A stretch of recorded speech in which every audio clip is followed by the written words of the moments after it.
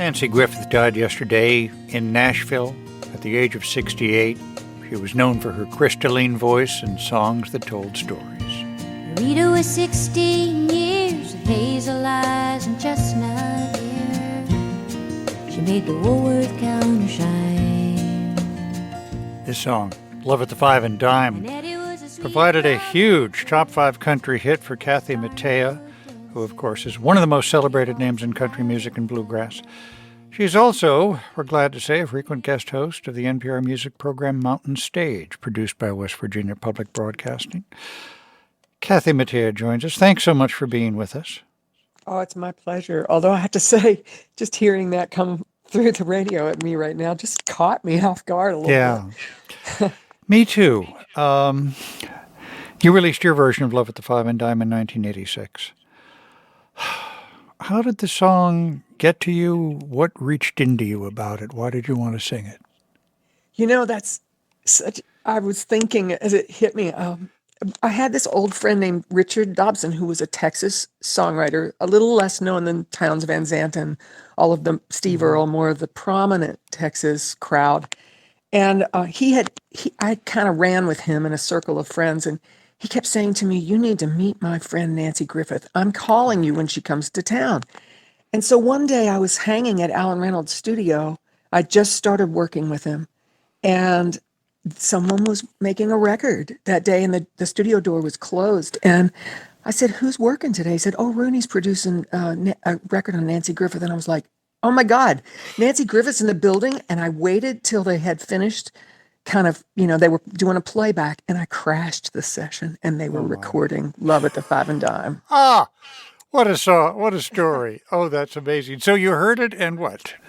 And then, I don't know if it was weeks or months later, we were looking for songs, and Alan said, "Look, this is an unusual song, but I think you should listen to it." And he put it on, and before the first line was done, I said, "Oh, I know this song, and I love it. I love it."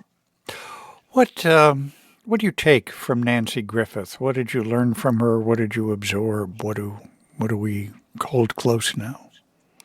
Well, I have this longtime guitar player named Bill Cooley, who's very astute listener of music, and we would sit on the bus at night after playing her songs, and he said, "Kathy, the thing that strikes me about her is like this whole Texas songwriter scene with Guy Clark and Townes Van Zandt and Steve Earle and Rodney Crowell. These guys, they wrote fiercely, they partied hard, and she was a woman and held her own with all of them. Yeah. And was respected by them, and her songs hold up next to theirs." And he said, "There's a lot of women songwriters from Texas now, but there weren't then, and she was kind of a pioneer." Yeah. She shined a light out for you in a funny way that enabled your rise too. Oh, I was the kid who everybody liked but couldn't get a hit. And I recorded that song. It was so unusual. None of us thought, it's not an obvious radio hit.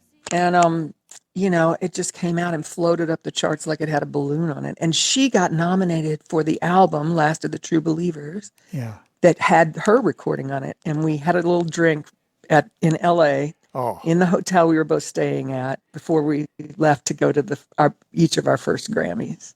Oh, my God. It was just, what a great memory.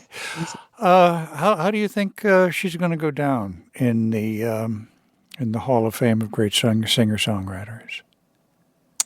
I am hopeful that people go back and dig through her catalog and are reminded of how literary her songs were, how simple a lot of them were, how quirky her melodies are, how rhythmic her singing is. Yeah. I think in the larger scheme of things, I'm hopeful that she will become more appreciated now that her music's coming to light again.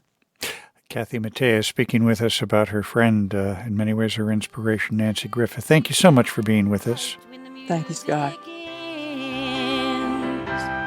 I am just learning how to fly away again.